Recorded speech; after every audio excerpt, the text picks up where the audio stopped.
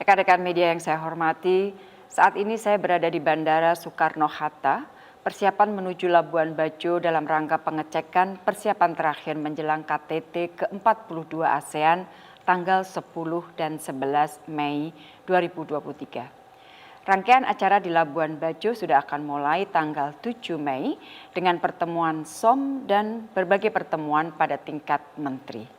Untuk Bapak Presiden selain KTT dalam dua bentuk yaitu bentuk plenary dan bentuk retreat, Bapak Presiden juga akan memimpin pertemuan-pertemuan lainnya yaitu pertemuan dengan high level task force, kemudian dengan kalangan bisnis, dengan parlemen, dengan pemuda, dan juga pertemuan Indonesia, Malaysia, Thailand Growth Triangle atau kita sebut IMTGT Summit, serta Brunei Darussalam, Indonesia, Malaysia, Filipina, East ASEAN Growth Area atau BIMMEAGA Summit yang khusus untuk pertemuan ini akan dipimpin oleh Perdana Menteri Malaysia. Rekan-rekan media yang saya hormati, setelah briefing mengenai Sudan dan pelindungan WNI yang saya sampaikan sebelum Idul Fitri, pada hari ini saya ingin memberikan update utamanya mengenai evakuasi WNI. Sebagaimana telah saya sampaikan, pemerintah berusaha semaksimal mungkin dan berusaha keras untuk memberikan perlindungan kepada WNI. Dari hari pertama terjadinya konflik, koordinasi dengan 5 perwakilan kita di luar negeri kita terus perkuat, yaitu dengan KBRI Khartoum, Riyadh, Kairo, Addis Ababa, dan KJRI Jeddah. Koordinasi juga kita perluas dengan KL lain, terutama dengan TNI guna membahas evakuasi ke Indonesia. Saya sudah lakukan komunikasi dengan Panglima TNI yang menyatakan siap untuk membantu. Evakuasi ini kita desain dengan beberapa opsi, mengingat kondisi sangat cair dan dinamis di lapangan. Koordinasi juga kita lakukan dengan PBB dan beberapa negara lainnya. Rekan-rekan media yang saya hormati, alhamdulillah pada pukul 01.00 dini hari waktu setempat atau pukul 6 pagi waktu Indonesia bagian Barat pada hari ini, 538 WNI telah tiba dengan selamat di kota Port Sudan yang terdiri dari perempuan 273, laki-laki 240 dan balita 25 orang. WNI yang dievakuasi sebagian besar adalah mahasiswa Indonesia, pekerja migran Indonesia, karyawan perusahaan Indofood, dan staf KBRI beserta keluarganya. Ini adalah evakuasi tahap 1 yang dipimpin langsung oleh Dubes RI di Khartoum. Evakuasi dilakukan dengan menggunakan bus sebanyak 8 buah dan 1 minibus KBRI.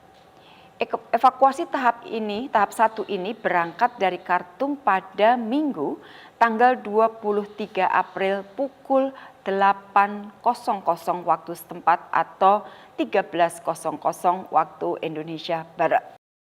Waktu tempuh perjalanan darat dari Khartoum ke Port Sudan memerlukan waktu sekitar 15 jam atau sekitar 830 km melalui kota Atbara, Damir, Miswar, dan kota Sawakin. Terdapat sekitar 15 pos pemeriksaan sepanjang perjalanan. Saat ini 538 WNI tersebut sedang beristirahat di rumah persinggahan di Port Sudan sebelum keberangkatan menuju Jeddah melalui jalur laut. Insya Allah persiapan untuk kepulangan ke Indonesia juga terus dilakukan. Rekan-rekan media yang saya hormati, rencana awal seluruh WNI akan dievakuasi dengan memanfaatkan gencatan senjata yang ada. Namun demikian, karena adanya pembatasan bahan bakar untuk bus yang akan mengangkut para WNI dan evakuasi lainnya, maka evakuasi tidak dapat dilakukan dalam satu tahap. Terdapat 289 WNI lainnya yang sebagian besar adalah mahasiswa dan 5 pekerja perusahaan akan dievakuasi pada tahap kedua pada kesempatan pertama. Untuk itu saya himbau agar setiap WNI yang masih berada di Sudan dan belum melaporkan diri, mohon agar segera melaporkan keberadaannya ke KBRI Khartoum agar juga dapat dilakukan evakuasi pada tahap kedua. Jadi bersamaan kita lakukan evakuasi pada tahap kedua. Oleh karena itu mohon dengan hormat untuk yang belum melaporkan diri segera menghubungi KBRI Khartoum. Kami mohon doanya agar evakuasi lanjutan dapat segera dilakukan dengan selamat. Sekali lagi, situasi lapangan sangat cair dan sangat dinamis. Rekan-rekan media yang saya hormati, setiap evakuasi pasti tidak mudah dan memerlukan perencanaan yang sangat matang. Sekali lagi, keselamatan WNI selalu menjadi prioritas pertama. Evakuasi di Sudan ini juga sangat tidak mudah.